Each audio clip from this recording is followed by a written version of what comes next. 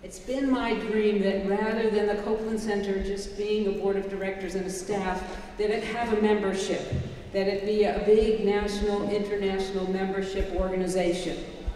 And to set up something like that costs a lot of money, because you have to keep track of everybody.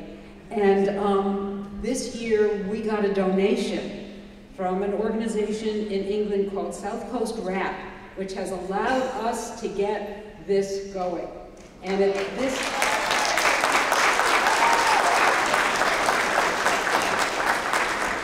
so at this conference, you can become a member of the Copeland Center for Wellness and Recovery. You can become a founding member. And as a founding member, you'll get something that won't be available to other people who join after. I made a CD, and the CD has on it 2 tracks. One track is a relaxation exercise that takes you into a deep relaxation and then reminds you of the different parts of rap. And the second one takes you into relaxation in a different way, and it reminds you of all the values and ethics of rap. So that's what's special about being one of the things. There's a number of things, of benefits, and you can find those out. There's a booth out in the hall next to the registration where you can join and become a founding member. This is the only place that you can become a founding member of the Copeland Center for Wellness and Recovery. So it's a wonderful new initiative. Any other announcements?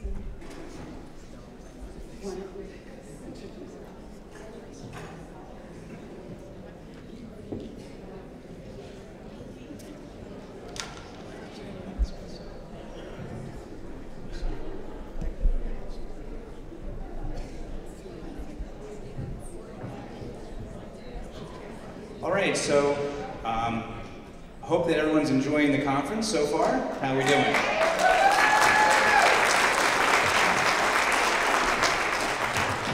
I think an introduction is not necessary, other than to say, just please join me in a round of applause for Mary Ellen.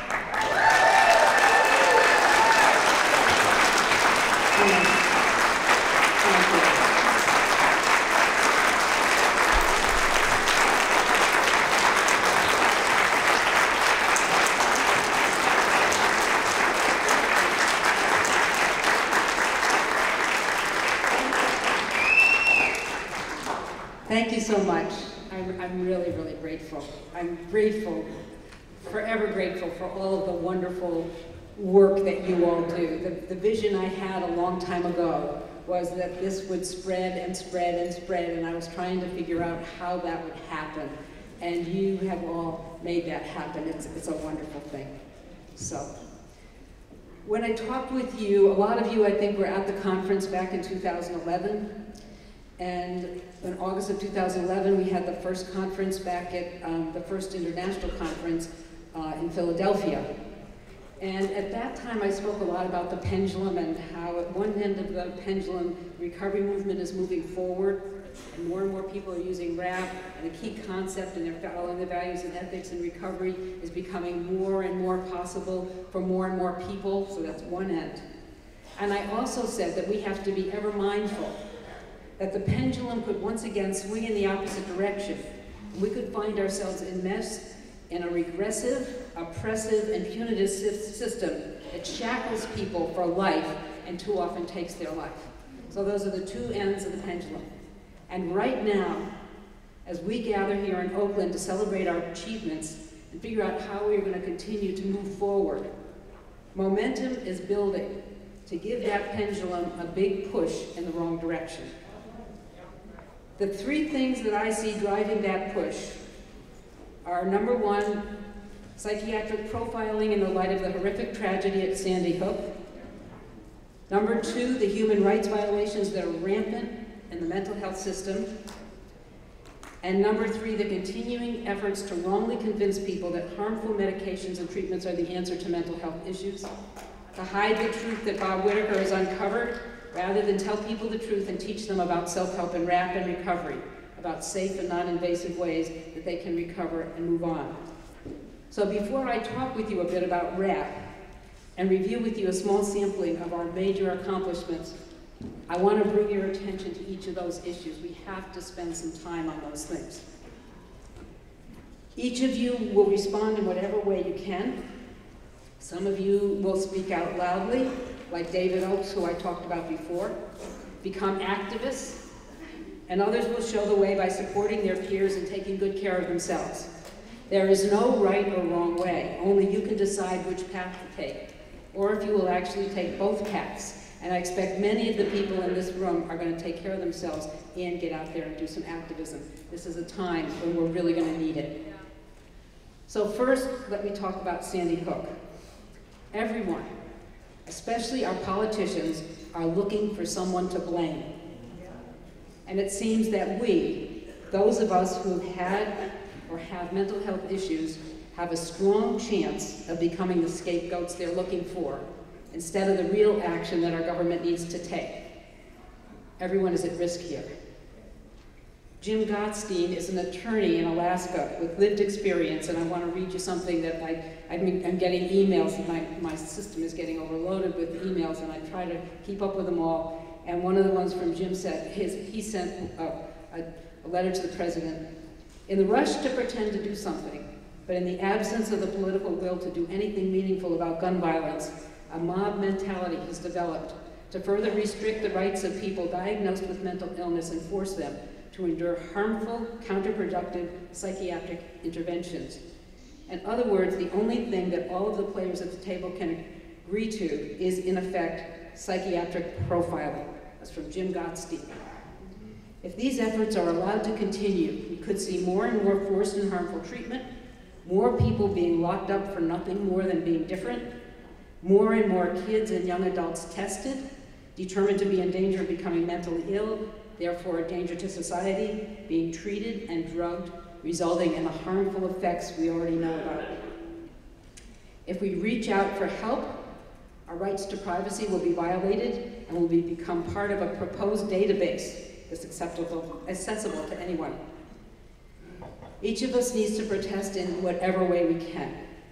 As they start pouring money into mental health services, thinking that this is going to stop the gun violence, we need to insist that this money goes to peer-driven mental health services that include RAP,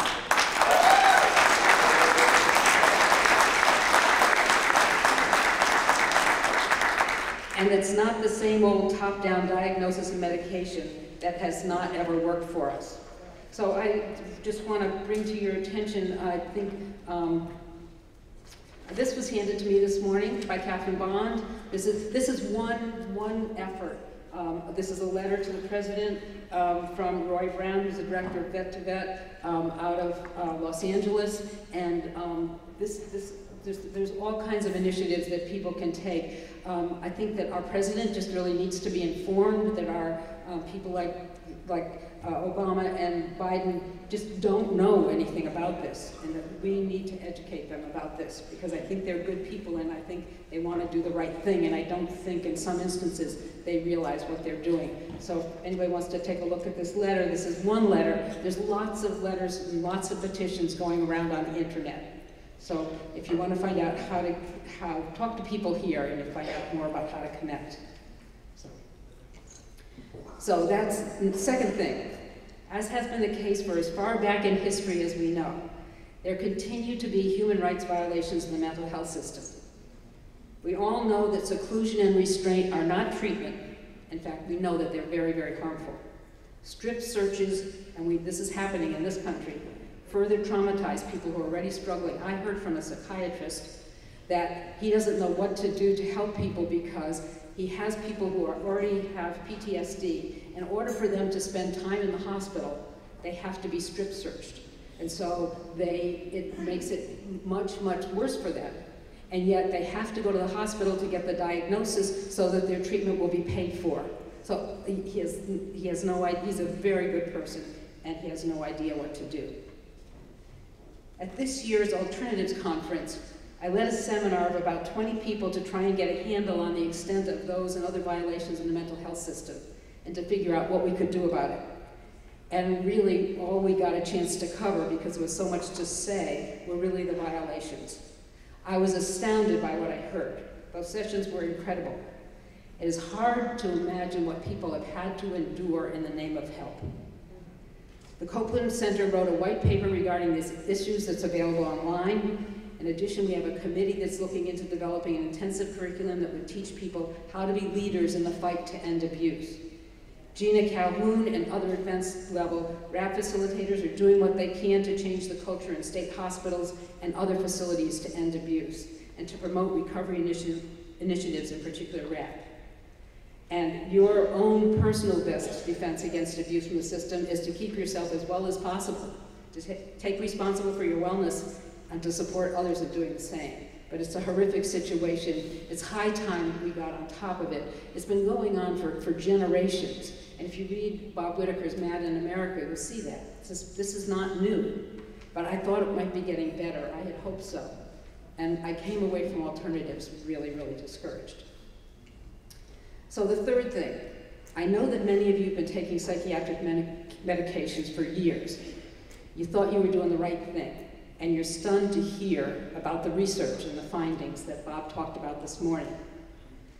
You may be feeling that you took medications unnecessarily, medications that have compromised your life, that maybe have shortened your lifespan, that these medications that were supposed to help you feel better, they maybe made you feel worse, and yet you were told you had to keep taking them, there's something broken in your brain, and now we know that it's not about the brain, it's about stress in our lives.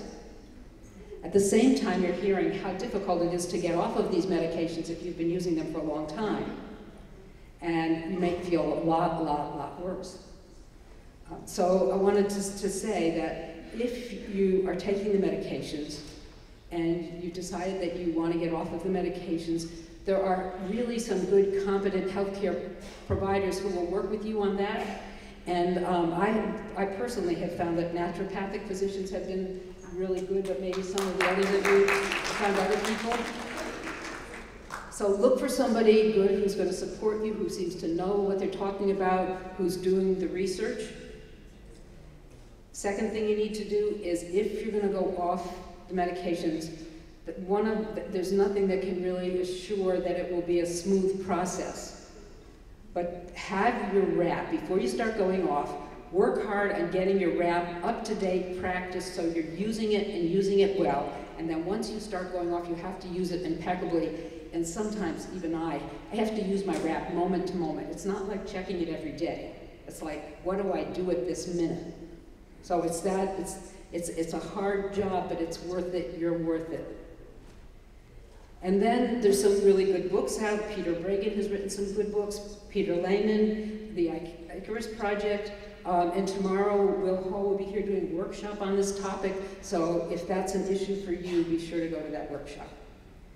You'll be interested to know that a number of psychiatrists have come to me apologizing for what they've done. They feel really bad, some of them. There's also another culture of them that doesn't feel bad and that wants to perpetuate this. But there are some psychiatrists who are feeling really badly. It is preposterous to me that we continue to see advertisements for these medications everywhere. And even if we're using them a little bit, they should not be touted in the media as some kind of a panacea for people. They're really, really horrible. Those should be banned. Big Pharma has so much money, so this is a big fight. And when you see, if you've been living with anxiety and you've been living with deep sadness and all kinds of things going on, you see a perky little ad and it sounds like this is the answer to your problems. You're going to think that everything's going to be okay if you just take that. And I think that shouldn't be allowed. So those are the three issues that you all have to help me and others. We need to keep our thumb right on the button there. Psychiatric profiling, human rights violations in the mental health system, and the medication myths. And as I see it right now, they are trying really hard to move that pendulum to the wrong side. Another visualization I had that maybe would work better for you is a game of tug-of-war. On one end of the rope is all of us, and we're pulling and pulling and pulling on our end of the rope. And on the other is Big Pharma and some of the politicians and lots of dollar signs and anyone else you want to put there. It's quite a tug, and it's ongoing, but we must win with our people power. And one of the things that is going to increase the power on our side of the rope and keep the pendulum from swinging in the wrong direction is RAP. Anyone can use rap. It doesn't cost anything, and you can use it on your own or if you choose as part of the system. So those are the three issues. Keep those in mind. Psych profiling, human rights violations, and the medication issue. So let me get a drink.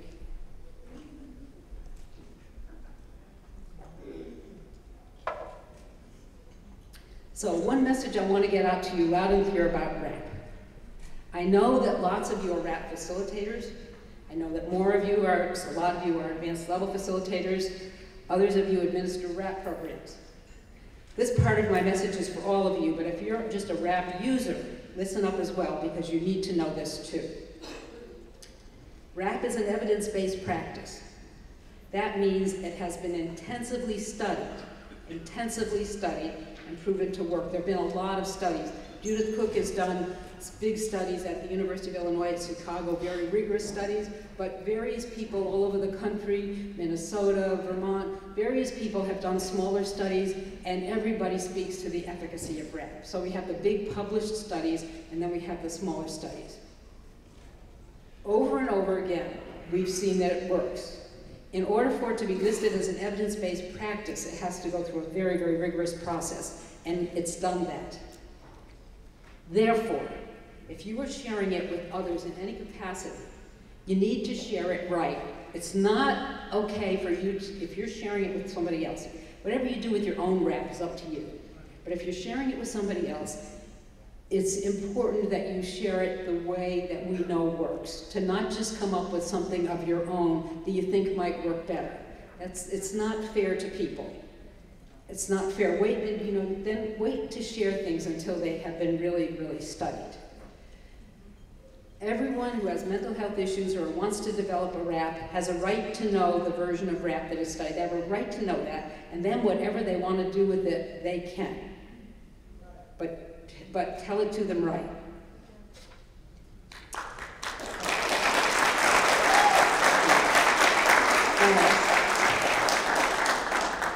It's interesting to me, and it's even happened already here at this conference, interesting, that when I talk to people about what rap is, even though it seems very clear and straightforward to me, and always has been to the people who developed rap, I get various answers. Some of the responses have different parts of rap. They have them in different order. They have them with different names. Some of the absolutely critical parts of rap are even omitted. People will say things like, oh, my people, as if they own them. My people couldn't do that. My people, they're not well enough to do that, that kind of thing. So they just omit whole important pieces of rap. They don't need to know that. Some people left off the wellness toolbox. How could you develop a rap without a wellness toolbox? Anyway. Some people have received training that they thought was rap training or rap facilitator training that had been shortened, that was not led by people who knew about rap, who had had their skills updated. They were using materials that were way out of date or had parts or whole sections left out. So we need to remember there's only one true rap, and that's the one that's been studied intensively and that we now know works. That we have proved conclusively that it works. And if you're wondering what that is, then in section 4 of the facilitator guide, we put in what they actually used for the fidelity model, so you can see the step-by-step guide to how they did rap there. You can vary that, by the length of time and so forth that you give, but that's a guide. So if somebody wants to spend 5 weeks working on the wellness toolbox, that's great, but make sure they get the whole of rap, that they see the whole thing. What we have seen, that when people have this, that even people with the most serious and extreme challenges, people who've been institutionalized for many years, people who are living on the streets, people who are living with things like horrific anxiety, depression, delusions, people who have experienced unthinkable trauma. When these people who have suffered so long get introduced to rap, they deserve to be introduced to the right rap, the evidence-based rap, the rap we know works, not some abbreviated version. So I want to give you just a review of some of the key elements. And I know this is a review for almost everybody.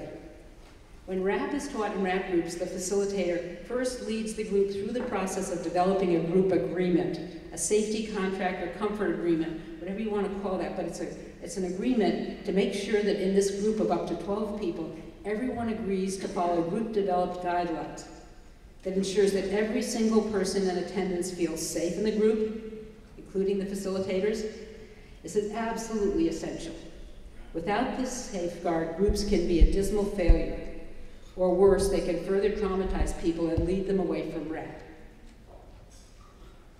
Rap groups begin with an introduction to the key recovery concepts: hope, personal responsibility, education, self-advocacy, and support. Those are the concepts that I discovered when I first began studying this issue, and they've stood the test of time. I asked people over and over and over, are these the key concepts?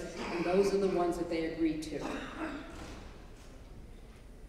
The parts of the evidence-based rap as developed by that group so long ago that I'm sure you've all heard about in northern Vermont, the parts of the evidence-based rap are the wellness toolbox, the daily maintenance list, triggers in an action plan, early warning signs in an action plan, when things are breaking down in an action plan, crisis plan or advanced directive, and post-crisis plan. Those are the parts of rap. No exceptions, no changes. To ensure the best outcomes, it is critical that the group facilitators and participants adhere to the RAP values and ethics. And here at this conference, I've been hearing people saying, what do we do? We have these organizations that are mandating people to do RAP. They're making people do RAP. And that what we found is that that doesn't work. You can't mandate people to do something like RAP, and that when it's mandated, it doesn't work for them. So there are these violations go on. So we do the best we can. The RAP values and ethics, just a quick overview. Everything supports the premise that there is hope. We talked about support, self-determination, personal responsibility, empowerment, and self-advocacy. RAP is always voluntary. RAP is always voluntary. Everyone in a RAP group, and that means everybody together, this is mutual, is treated as an equal with dignity, compassion, mutual respect, and unconditional high regard. As a unique, special individual, including acceptance of diversity with relation to culture, ethnicity, language, religion, race, gender, age, disability, sexual identity, and even readiness. That tried to be inclusive. If anybody else can think of anything that needs to be in that list, let us know. It's based on the premise that there are no limits to recovery, that the person developing the RAP is the expert on himself, concentrates on individual strengths and away from perceived deficits, it avoids the use of clinical, medical, and diagnostic language, and encourages peer support, and emphasizes strategies that are simple and safe, and it's trauma-informed. But that's the values and ethics. When people are introduced to RAP in a standard RAP group, it is led by 2 trained RAP facilitators who are trained by advanced level facilitators who have, through the Copeland Center for Wellness and Recovery, kept their skills up to date. So that's what RAP is. That's the way we want to see it put out there. That's what people deserve. That's what everybody deserves.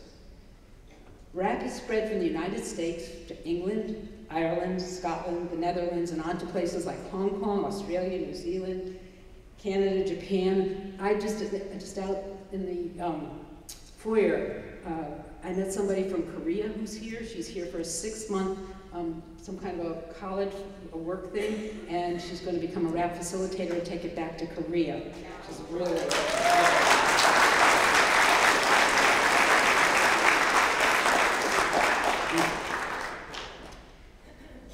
RAP continues to spread each and every day, even as all of us are gathered here for enrichment and support and to figure out how we can move forward. It's spreading. RAP has done what we have been told over and over could not be done. They said that no one could ever recover from what they call mental illness. We have shown them that that's not true. We have shown them that we can and do recover. We have shown them that we can and do go on to do the things we want to do with our lives.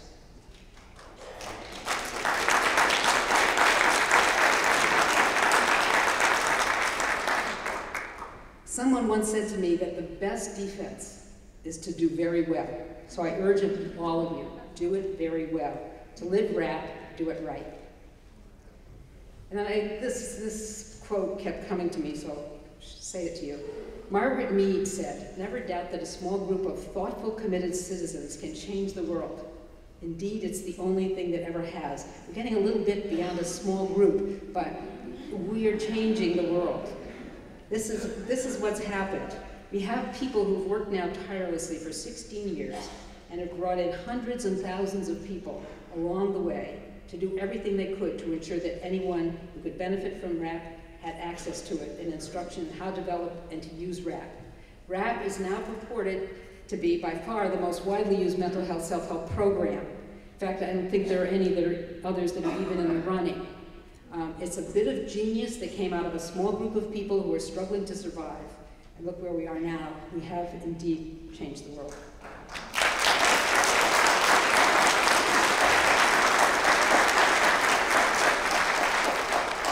So let me share with you some of the incredible accomplishments of the Copeland Center and the RAP movement, and then we'll move on to some quotes from some key people.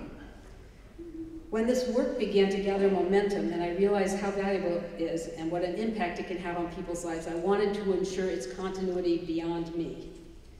So in 2005, we set up the not-for-profit Copeland Center for Wellness and Recovery to take responsibility for the training. Since that time, the Copeland Center has grown and grown and grown. It now sends trainers all over the world to train RAP facilitators and advanced level facilitators and to consult about integrating RAP into mental health systems. We have over 300 advanced level facilitators. And we have 5,000 RAP facilitators. 5,000. I never could have imagined it could be so successful. I want to give special thanks to Matthew Federici, Katie Wilson, Gina Calhoun, Elaine Stiles, the Copeland Center Board of Directors, and all the advanced level RAP facilitators for doing all this work of carrying my vision to the world. I'm trying to work less and less and less, and it goes on and on and on.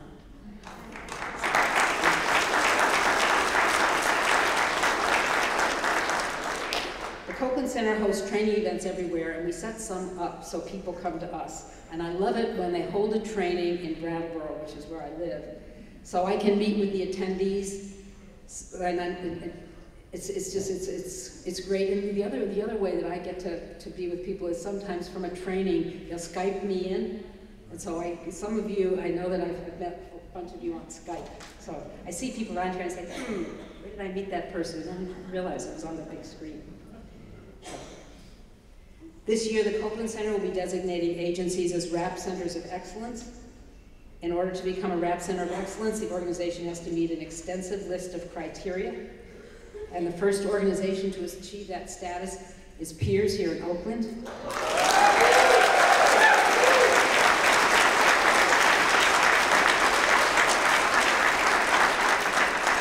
So there's a long list of organizations who've applied for this, and we're working on that. More and more people. The next time we announce this, there's going to be a whole bunch.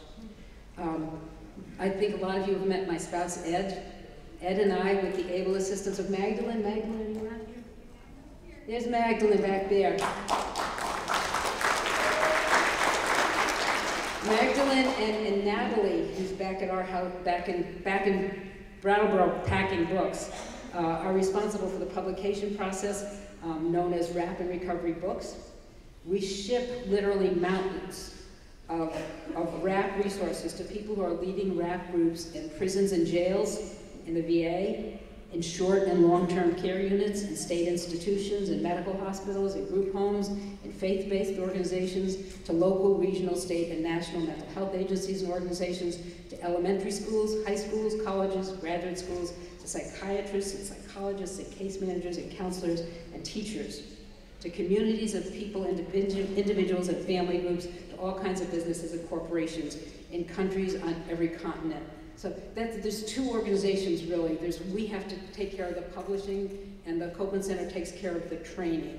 So we work closely with the Copeland Center, and we do the publication part. So if you get confused about that, just ask us. But that's what we do. It helps us a lot to know where RAP is. We can tell by where we're shipping things to. And a lot of things these days going to the Veterans Administration, which makes me very, very happy.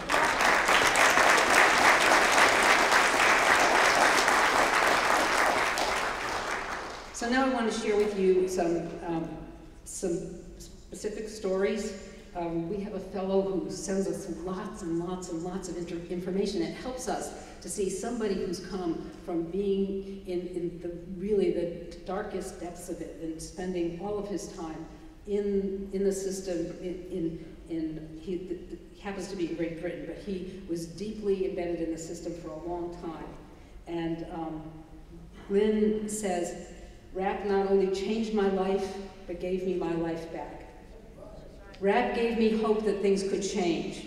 I could change, and my mental health problems could change. And with that change came personal recovery for me. Not only that, everyone else who chooses to have recovery could have it too.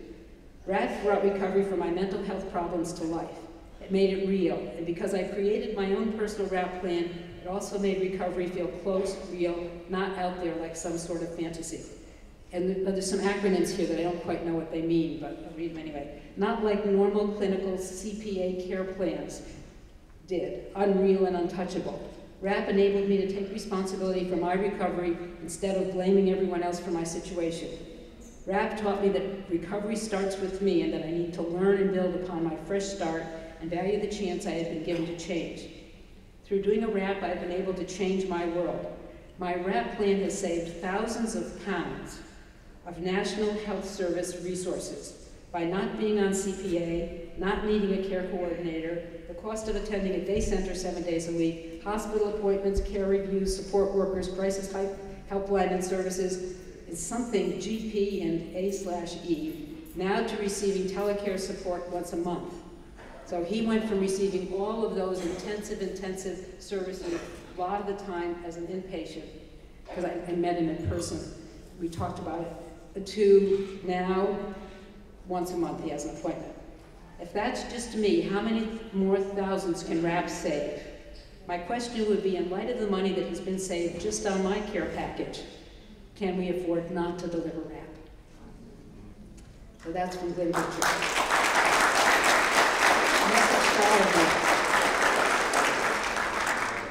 Steve Tahara also works with Glenn. Something amazing, he says, happens with RAP. People wake up.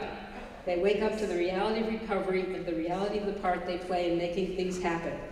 No longer passive patients in an illness and deficit-driven mental health system, but active participants in a process of change and growth. Witnessing the awakening is equally amazing. RAP is the spark that ignites the flame of potential and possibility inherent within every individual. It's life-changing, so much so that once discovered, people are inspired to tell the world about it. So that's from Steve. And Helen is here somewhere. Where's Helen? There she is. She has a note. I don't know if I should raise my hand. Maybe she should. Maybe she should hide under the table. Yeah, I don't know. Anyway, I have a piece that Helen, I really appreciate when people send me these pieces. It's really great. I wish I could read. We've gotten many, and this is just a few. Helen says, and you can go talk to her about it. I know that RAP is an effective tool to assist in recovering from the effects of trauma. I was introduced to RAP in 2001 at a community hospital which had a specialized inpatient psychiatric unit for individuals with severe post-traumatic stress disorder or a dissociative disorder.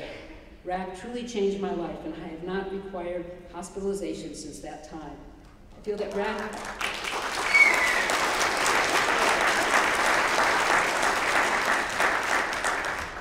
RAP has been the primary tool I have used to facilitate my ongoing recovery from the abuse and neglect of many years. I am able to use it on a daily basis and no longer experience the trauma of my symptoms. Further, like tens or hundreds of thousands of others, I have been able to heal and embrace life utilizing the simple tools of hope. Woo!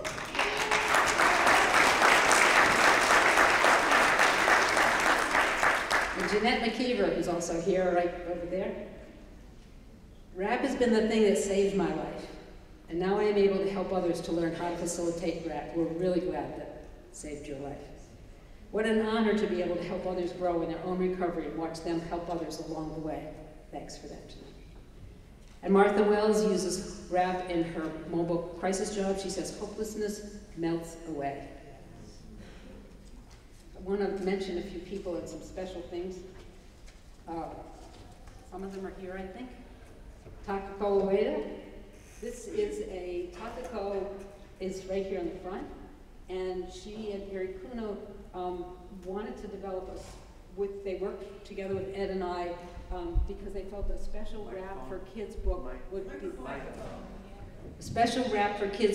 would be more effective in their culture. And so they did this. You can talk to Takako about it. You can take a look at it. So it's in Japanese. That's wonderful.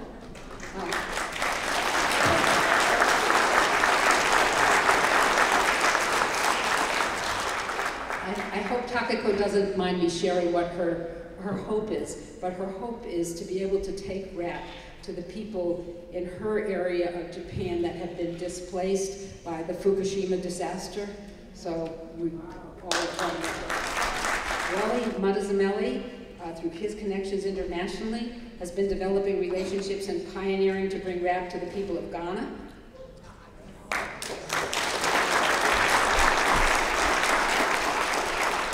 Jeannie Whitecraft is here, and she's been in Philadelphia, and she's been working tirelessly for years and years and years as an advocate and spreading rap for many, many years.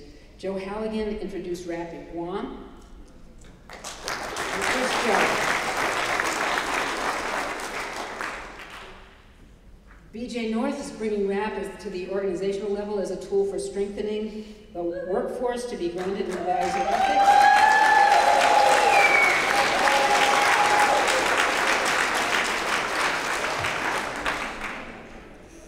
Nancy Hobbs, who's here from Albuquerque, has been cited for her exemplary work in bringing rap to an inpatient psychiatric unit in the VA.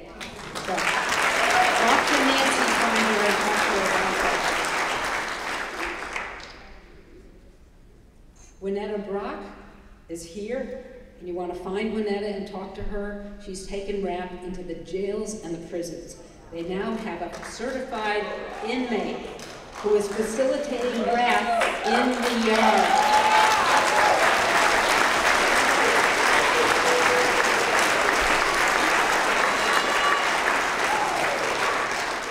Catch up with her, because she's brought some important people with her who I think that you'll really want to meet and talk to about that. She said that they're going through, they've got the rap, the little My Raps, and they're going through the prison and they're putting them under the cell doors for people that are in solitary confinement, so that they're getting My Raps.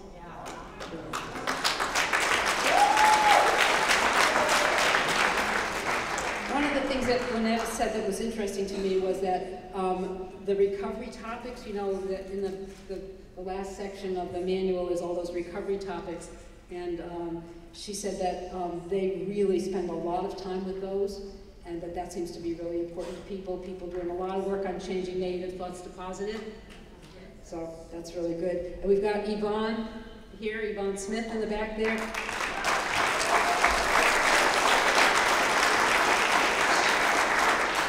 Yvonne takes her My Raps, and she sits out on the curbs in Washington, D.C. and does the raps with people. So.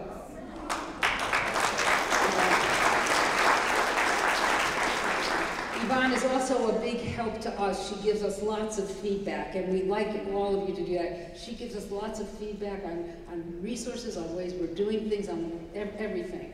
And that's really helpful to us. And if we're wondering about something, we often send off an email to Yvonne. She's really helpful with that. Gina Calhoun is strengthening rap in state hospital settings across Pennsylvania, Oregon, and Georgia.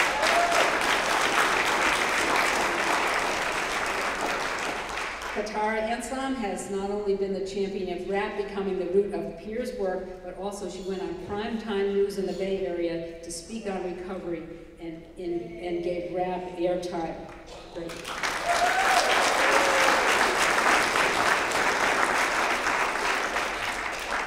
Junjun is here from Japan.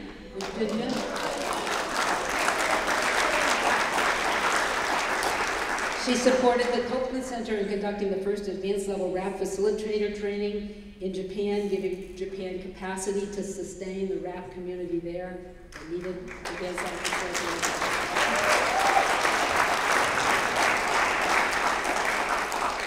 And I want you all to look for Sania Yao, who's the executive director of New Life Psychiatric Association in Hong Kong. She's pioneered the introduction of RAP and peer support services throughout the organization in Hong Kong. She's developed a team of RAP facilitators in Hong Kong, as well as advocating and implementing the use of a peer support workforce in Hong Kong and China.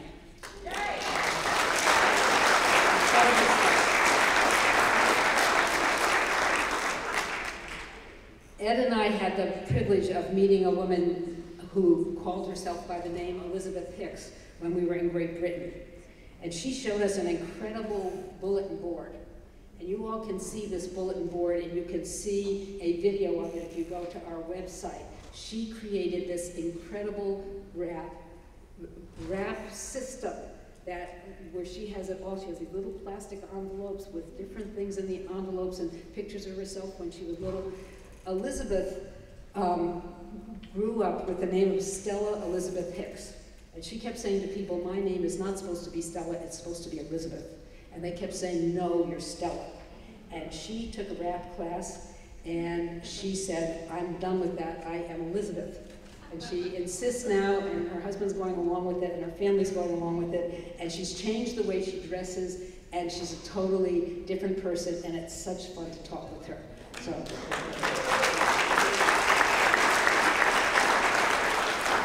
I wish she could be here. I wish Elizabeth was here. You'd love her. You'd have to love her.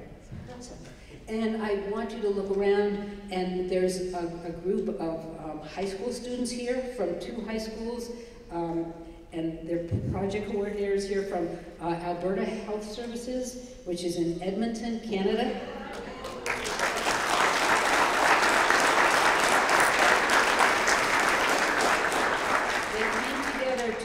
They're doing a groundbreaking initiative to bring RAP to high school students in Edmonton, Alberta, Canada. And in the first phase of the project, each of the participants was guided through the 5 key concepts in the process of making their own RAP. And most of the students who participated in phase 1 of this project recently completed the 2nd phase by becoming certified RAP facilitators, trained by Copeland Center trainers and some people from the Alberta Health Services. So look for those. They've already sought me out, and I've talked to them. It's really exciting. This is really nice to have this happening at the high school level. I really think RAP needs to be happening across the age span. We've heard of lots of people who are using it with children.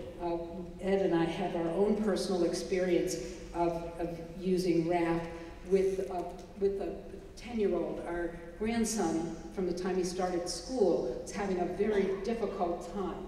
He really marches to a different drummer, and he really didn't fit in, and the way he thought things should be done was not the way things were going in school, and he was always getting into trouble, spending time with the principal, and he was getting really bored and having a very difficult time. And so Ed spent a lot of time with him developing a RAP, and he started talking RAP language. Then he took his RAP to school, and he showed it to his counselor at school, and they were really interested in it. And then he began to learn how to negotiate and say, okay, I'm having a difficult time now. These are the kinds of things I could do. And talking to the teacher and saying, suppose I'm feeling like this, what if I did this? And so he was in a situation where he was assigned to a seat, and there's one girl sitting here and one girl sitting there, and Stuart in the middle, and they're talking across him, and they both give him a hard time. And he went to the teacher and he said, that's a really bad place for me to sit. I need to sit someplace else, or else I'm going to keep getting into trouble. And they changed his seat. It's as easy, as easy as that. But Stuart thinks now with kind of a RAP mentality, and I wish more and more kids did.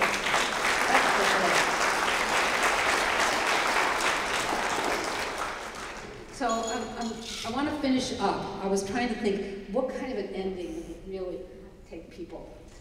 And I was thinking and thinking, and the time I said, pardon? Sing? That's an idea. Yeah. I didn't think of that. Thanks, Lynn. So I was thinking, you know, I wish my mother was here. I would ask her, I would say, how should I end this? How should I end this? A lot of you have read her story, Kate, and if she had lived, she would have just turned 101. So what I decided I'd do, I said, you know, sometimes I get a little new agey, you know, and so I said, I'm just going to settle in and I'm going to see if I can hear what Kate would say. And so when I settled in, and I sort of said, you know, Mom, what would you tell him? And the first thing that came to me right away, tell him to eat right. She was always, no matter what was wrong with you, she said, you're not eating right. So tell him to eat right. And then she said, the next thing she said was support. She said, there was this fellow who came by, and this was kind of the language of it. There was this fellow who came by and encouraged me to talk. So I talked, and then I was talking too much. I thought I was talking too much, and he kept saying, no, keep talking. So I did. I didn't have anything to lose at that point. I'd been locked up for 8 years. And then a nurse, Mrs. Hoffman, started doing the same thing, encouraging me to talk. She even took me home with her a few times. Can you imagine a nurse taking somebody home from a psychiatric facility? I know that happened. I know it happened. It wasn't just my channeling it. I know it happened. She said, I talked myself right out of that place. After that, if I wasn't talking, I was listening. Every morning at 7 o'clock, I called Mary and she listened. I think it got her going for the day. And she talked some. You have to dig yourself out of this. If you get help, good, but you were the one who was going to have to do it. So that's from Kate, and I will leave you with that.